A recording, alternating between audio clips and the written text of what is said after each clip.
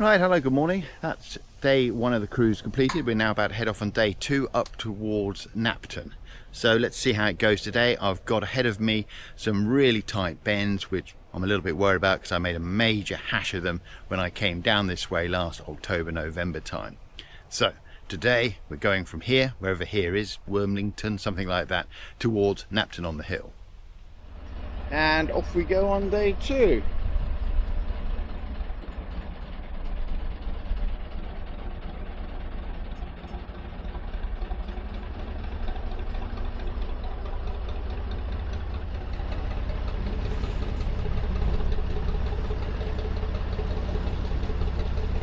Slightly difficult to start here, I can't get off the bank.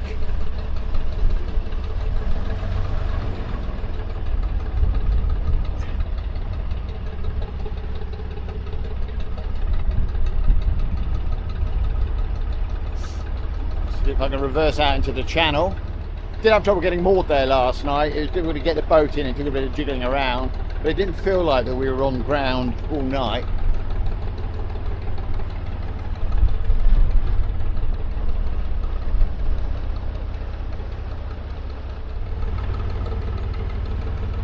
And we're off. Finally. That was tough getting off there.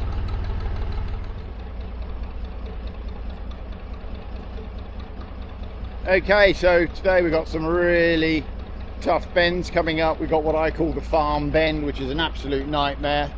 Really tight. That's through where they're putting in the HS2.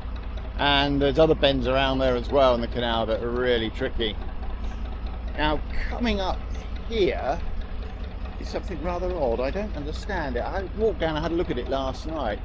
I guess there was a bridge there at the moment, but they seem to have replaced it with something very heavily over-engineered. It's quite an odd setup. There's a sort of brick-built thing here on the left that's got some original looking brickwork in it for a bridge, and then there's a big concrete thing on the right, and it's surrounded by sort of wooden protection. Very odd indeed. And then on the top here there's a gate, but there's no way of getting out if you put a temporary bridge across, getting out at this end, and it all looks rather new. Most odd. If anybody knows what's going on here, let me know in the comments. I'd love to know. Okay, coming up to some moored boat, and got the first boat of the day that we need to pass.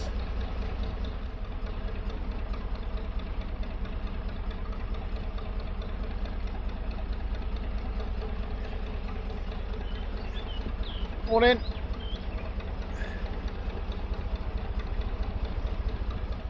It's kind of interesting. If you look at the side here, you can see where water levels could or should be. I mean, it's sort of 6 to 8 inches down, and I must admit the boat is handling tough this morning. Yesterday it seemed to be steering okay, and today it seems to be harder to steer. I don't know why. I got into the bank on my right here earlier and it was really shallow, and it just sort of bogged down again. Okay, this is going to be a bit of a challenge. Passing moored boat, and got another boat coming towards me. It's very narrow here and quite shallow, so steering is a bit on the tricky side. I think they're pulling in to my left. They're right. Hopefully I can sneak past them on the right without getting bogged down. It seems to be very shallow here over on my right. Luckily they've dropped into a passing place there between two boats, so that's a spot of luck.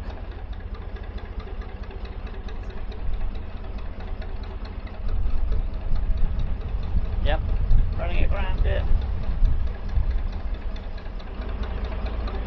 Morning, cheers, thanks for pulling over. God, it's shallow on this side. God. Yeah, it's not too good over where you are either.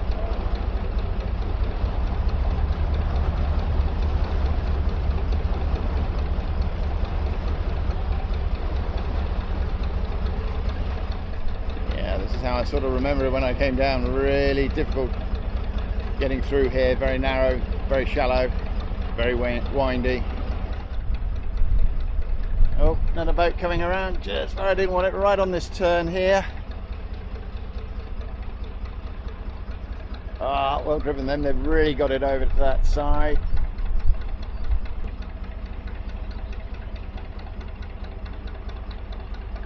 Morning.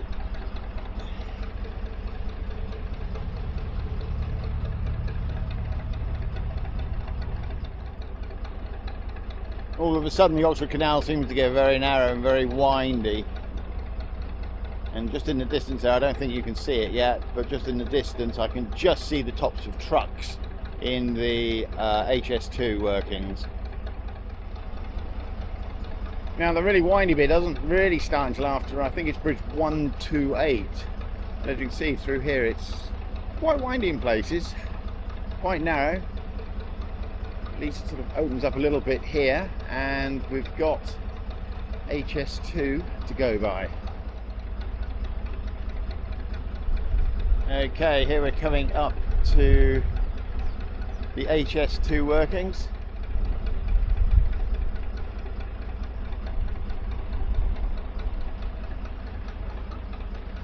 Morning.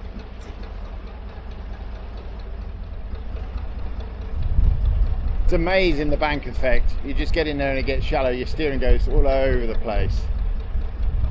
Right, so this is bridge 128. According to my notes, it's after here it starts to get windy, and there's another boat coming the other way, just where I didn't want it, but I think we can get to underneath that next bridge, so hopefully that's all going to work out. Yep, we can.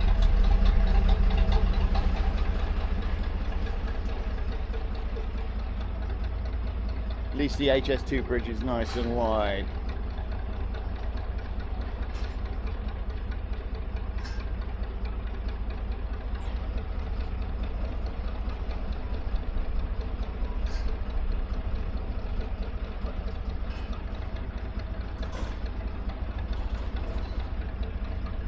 Morning.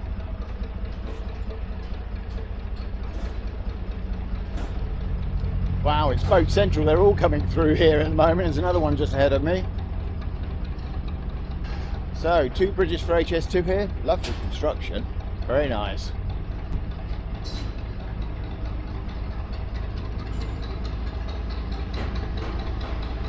I guess this one that I'm just going under now is the main railway bridge, and the other one is a works bridge because it hasn't got the same level of sort of protection built into it.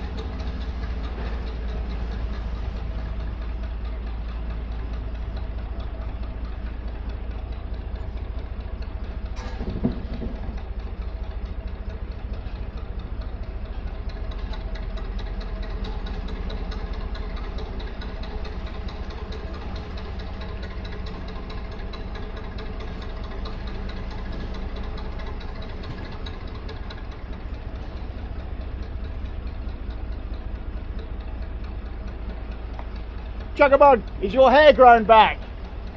Oh, it's getting there. It's getting there. Enjoy the videos. Thank you. Another vlogger. Excellent. Chugabug. It's funny how the memory works. When I came down here last time, as I was coming down, I'd just gone through this really nasty tight turn at what I call the farm turn up here. And coming into it all, I was having real trouble steering. My confidence was shot to pieces, and I remember this through here being about only 8 feet wide, but clearly that's not the case. And also all of this out here was full of machinery doing HS2 stuff, and they seem to have stopped that now and finished whatever it was they were doing there. As I say, funny how the memory plays tricks on you. I definitely remember this being a lot narrower through here. Okay, here we come up to quite a tight turn here. And it's getting narrow. So this was the bit I really struggled with coming down. I remember this very well, although I do remember it being a lot narrower.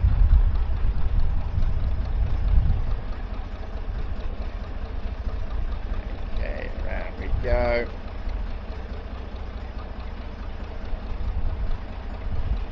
This pumping the tiller, absolute magical. I don't understand why it works, but it certainly does. I remember there being quite a few swans around this area last time I came through. Oh, cygnets! Cygnets ahoy! Look at that, fantastic. Right, here we go. This is the bit that I really remember. This is tight turns through here. I call this the farm turn because I think it's the second tight bit of turn. You've got to farm right on the sort of apex of the corner. There we go. We've got HS2 going again. If you're into dumper trucks, it's 3 of them going across the top of the screen now. Looking at the siding here, it looks like a few boats have gone straight into the siding here. You can understand why.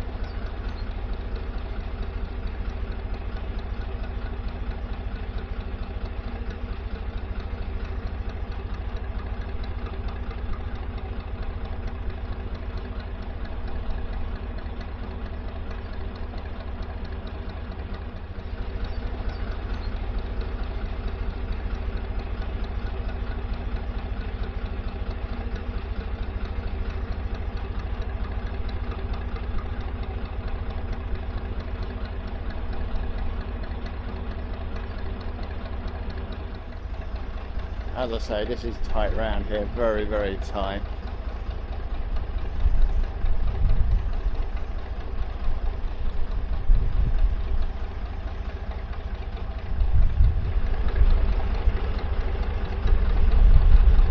Another great day on the Oxford Canal, beautiful weather, a bit breezy today. And if you're wondering about the backwash here and thinking I'm going too fast, this is tick over. I can't actually get any slower. I think that's due to the fact it's incredibly shallow in there on the edge.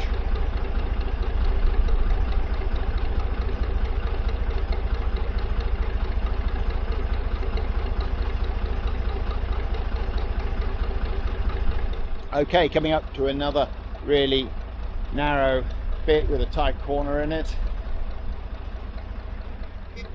Does make driving challenging. I can't see if there's anything around to the left at all here. Might just sound the horn. Canal almost seems to vanish, almost seems to come to a dead end.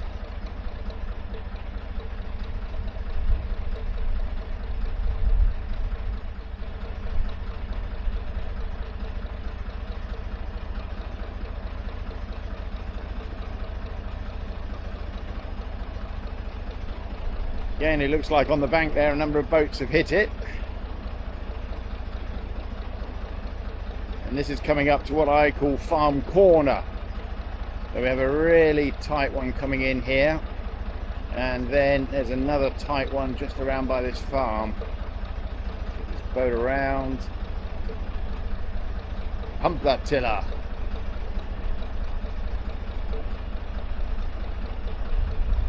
Okay, got the boat around here. Straight bit down to the farm, and then another sharp left. Okay, here we come.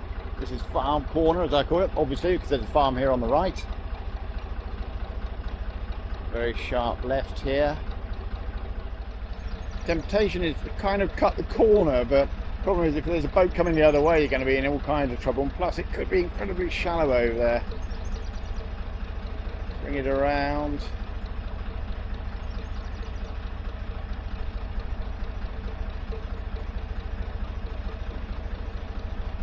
I mean, you pretty much go back on yourself 180 degrees on this corner. It's quite remarkable. Oh, look at that. As I said, typical, just a boat there. Let's just see if I can get this my stern in.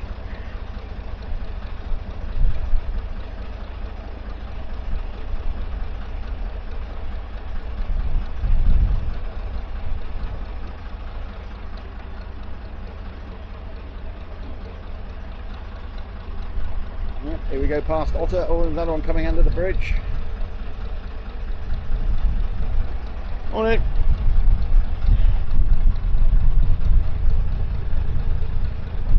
Wow. Oh, the wind's up now. Always makes steering interesting.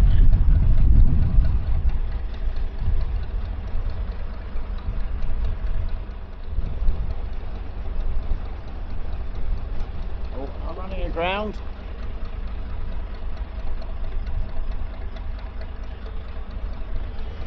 Alright. Nobody behind. Okay, thank you. It's not going to come around.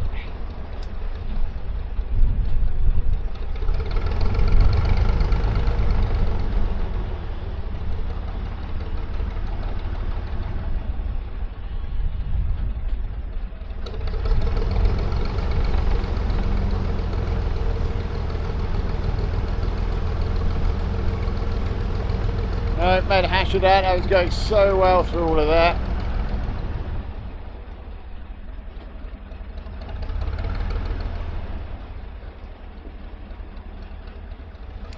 Just got caught up in the shallows there. Couldn't get the boat to move around. Almost took out the bank. Might have actually woken up the super secret camera shy lock helper who was at the front there. Not had anything to do for the last sort of 10 miles or so because we've been in the top pound, the summit of the Oxford Canal. It's 11 miles long, no locks. And this is bridge 126. And as far as I remember, that's the end of the really tough bit of the Oxford Canal in terms of all the corners and bends and what have you. We now just have to cope with the fact that it's shallow and quite narrow in places. Oh, fantastic looking boat coming towards me.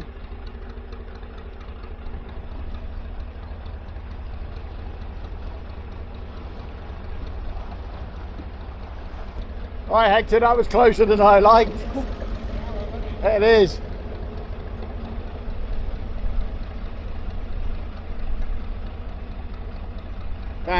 Fantastic looking boat. Almost hit it. Got into the right bank, very shallow. Just couldn't steer. Wow, it's interesting. All of a sudden the steering through here has become really, really challenging. And you can feel the boat bottoming out. Even in the centre of the canal it feels like it's bottoming out. You can feel it sort of rocking over things almost. And if you get into the side anywhere along here, you lose all steering because it's just so shallow. You can feel the boat bogging down in the silt on the side and you just lose control of it. It's quite challenging to go past other boats coming the other way. Quite a tight turn coming into this bridge. Lovely looking bridge. Quite a tight turn coming into it. Wouldn't like to meet anything going the other way. A little tricky. Just sound the horn.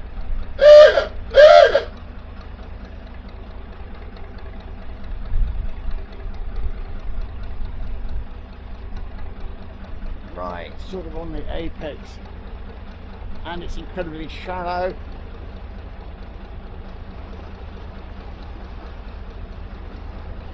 I'm going to hit the bank. Yep, hit the bank. You just get into that shallow bit and you just can't get the boat around.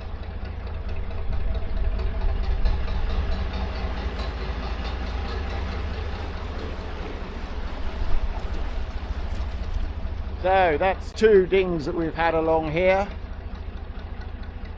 which is a lot better than I did when I came down here last September. Well, no, what was it? October, November.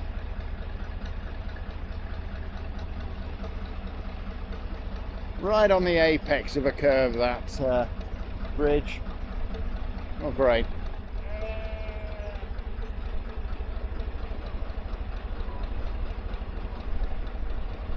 Another tight corner, and just over here we have a Second World War pillbox. Now these things are kind of interesting and I'll say more about them later because there's a few at the lot, but they are rather odd. I hadn't seen pillboxes like this until I came down the Oxford Canal, so of course, me being me, I had to look them up.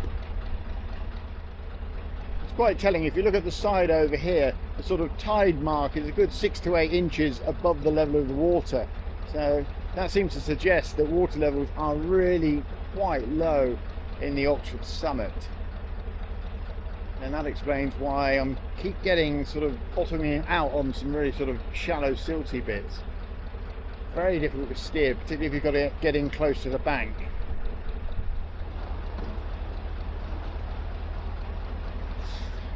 That was close.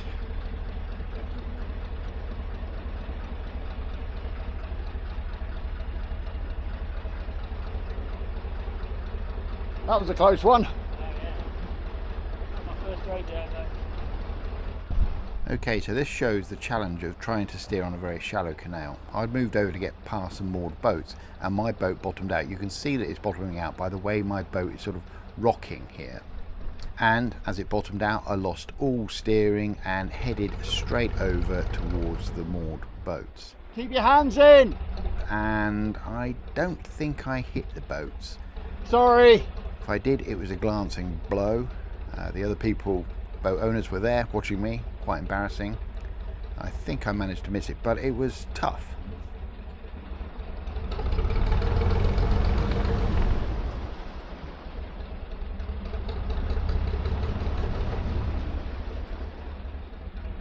Sorry about that.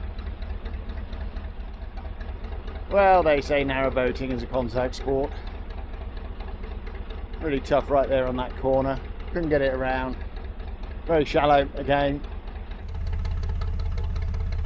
Now this is a bit of an oddity on the Oxford Canal, a narrowboat that appears to be buried in a field. Now I've heard two stories as to how it got there. One was that the farmer refused to pay CRT licence fees to moor the boat on his land, so dug it into the field, and the other one was that the farmer wanted to build a holiday home or something there in the field, and local planning wouldn't let him do that, so again he dug a channel, floated the boat in and then sealed the channel up. Which story is correct? If you know, let me know in the comments. Okay, so that's the Oxford Summit pound done. The Oxford Summit, 11 miles of it, 5 miles as the crow flies, and we're now about to start the 9 locks of the Napton Flight. They run from 16 down to 8. They drop a total of 49 feet, which is 15 meters.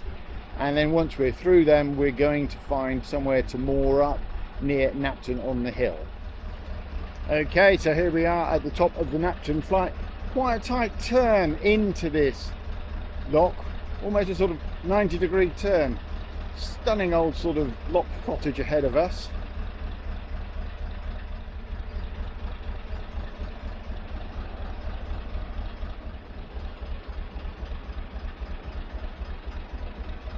Very tight turn into this lock. Oh, I was going to say I'd be very surprised if I'd get in here without making contact. I just did twice. Oh dear, that was bad. Very bad. Well, swung me around, got me in. Not good at all. Not a way to enter a lock. Now these locks I've got to keep my wits about me because there is a sill at the back. As the water level drops, as I said in the video the other week, that'll be exposed and I can get the boat hung up on that sill as it goes down if I'm not careful. And if that happens, I can drop the bow down and effectively flood the front of the boat and sink it or wedge it in the lock. So I need to keep an eye on that sill that's just there. Okay, you can just see the sill appearing there, that sort of lip, and that's what I don't want to get hung up on. The good thing though, when the lock's emptying, the water is sort of pushing you down the lock because it's flowing out of the bottom, so it is in fact moving you away from that sill. Plus if you've got leaky lock gates, that water helps push you away from the sill as well, but you still need to keep an eye on it. It's a tough life being out on the canal, now looking for somewhere to stop for lunch.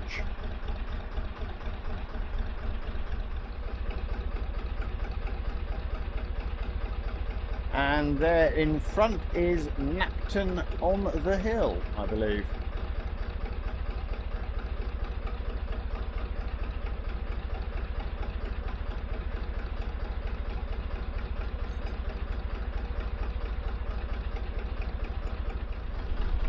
And just coming up directly ahead of us, slightly hidden by the bush, I don't know if you can see it there, is another one of those pillboxes.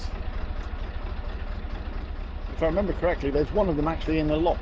down here. But they're quite an odd pillbox, quite an odd construction. So this is Napton Lock 12 at bridge 115, and this is one of the ones that I was racing to get through in the winter before it actually closed. They closed this off and then emptied the pound afterwards to do some work on the lock that was a bit further down.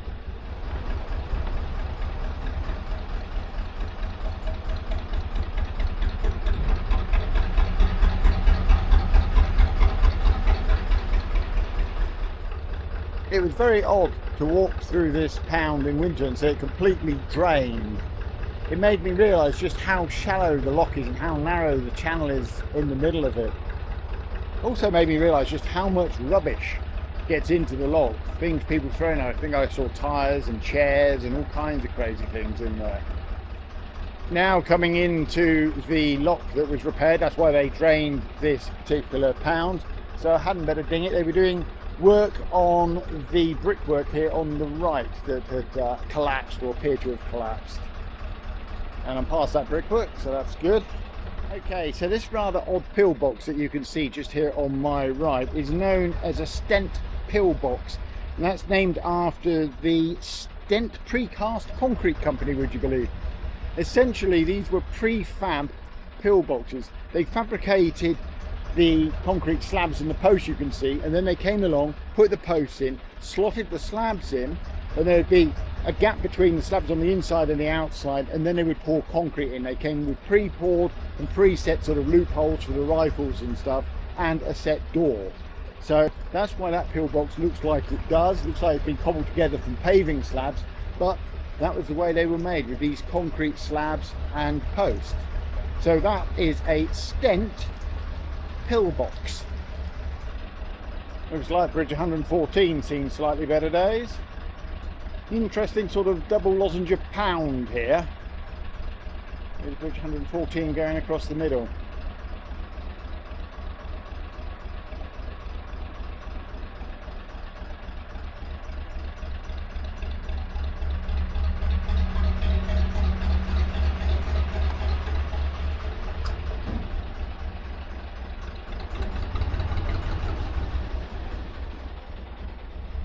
Okay, so this is the last lock of the Napton Flight. This is Napton bottom lock, lock number 8.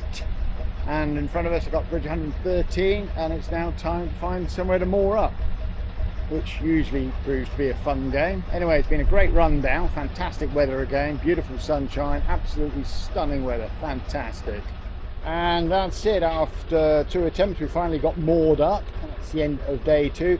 Problem we keep facing is you get close into the bank and you just can't get the boat in. You either get the bow in and you can't get the stern in, or you get the stern in and you can't get the bow in. Anyway, we've found somewhere to moor up, so we're all set now. Thanks for watching for this long. Hopefully you've enjoyed this video. If you have, please give it a big thumbs up, it all helps, and if you haven't done so already, please subscribe to the channel. On the screen now is a QR code. That QR code is going to take you through to a newsletter about the grey wagtail.